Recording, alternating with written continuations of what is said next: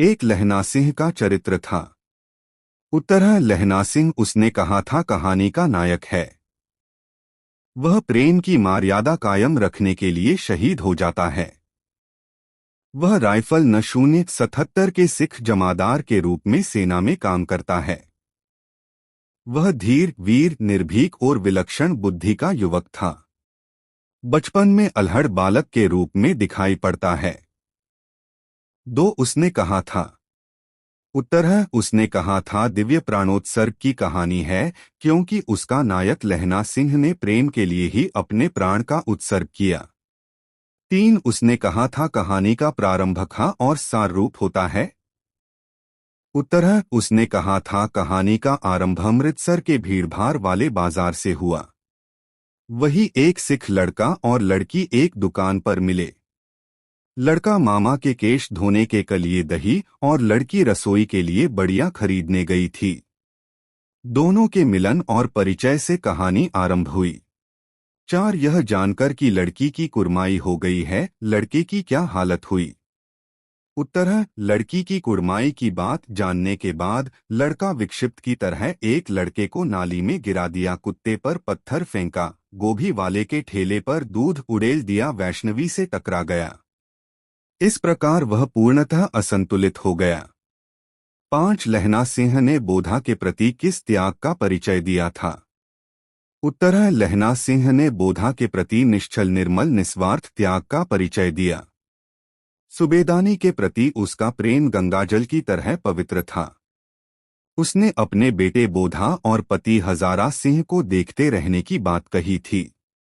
उसी की बात पूरी करने में उसने कड़ाके की ठंड में भी खुले बदन बोधा के बदले ड्यूटी की, उसे अपने गर्म कपड़े दे दिया।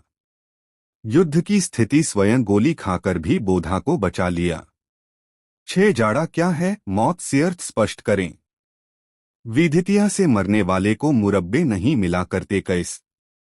उत्तर सैनिक जब युद्ध के क्रम में शहीद होते हैं तो सरकार उन्हें पुरस्कृत करती है। जाड़ा गर्मी आदि से मरने वाले को कोई पुरस्कार नहीं मिलता है। वैसी मौत बेकार है। 7 फिरंगी मेम के बाग में क्या क्या था। उत्तरह फिरंगी मेम के बाग में हरी हरी मखमली घास थी। उसमें सुंदर फल फूल भी थे। 8 उसने कहा था कहानी कितने भयने भागों में बंटी हुई है। कहानी के कितने भागों में शुद्ध का वर्णन है। उत्तर उसने कहा था कहानी 5 भागों में बांटी है। कहानी के 4 भागों में युद्ध का वर्णन है। 9 मृत्यु के समय स्मृति साफ हो जाती है।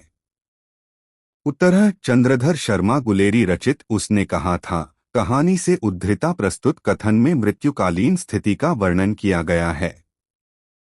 मौत के समय मनुष्य के जीवन भर की घटनाएं सिनेमा की रील की तरह नाचने लगी है। मरने के समीप पहुंचा लहना सिंह के दिमाग में भी अतीत की सारी घटनाएं उभरने लगती है। 10 और अब पालो तो कह देना कि मुझे जो उसने थाने कर दिया। उत्तरह प्रस्तुत गद्य खंड चंद्रघर शर्मा गुलेरी रचित उसने कहा था शीर्षक कहानी से उद्धृत है, जिसमें लेखक ने लहना सिंह और सुबेदारिनी के प्रगाढ़ प्रेम का चित्रण किया है। सुबेदारिनी ने अपने पति और पुत्र की हिफाजत की बात कही थी। लहना सिंह युद्ध काल में अपनी जान पर खेलकर उसके पुत्र और पति की रक्षा करता है। उसने अपना धर्म निर्वाह कर लिया। लहना सिंह बेहोशी की दशा में यह मनोवेदना व्यक्त करता है।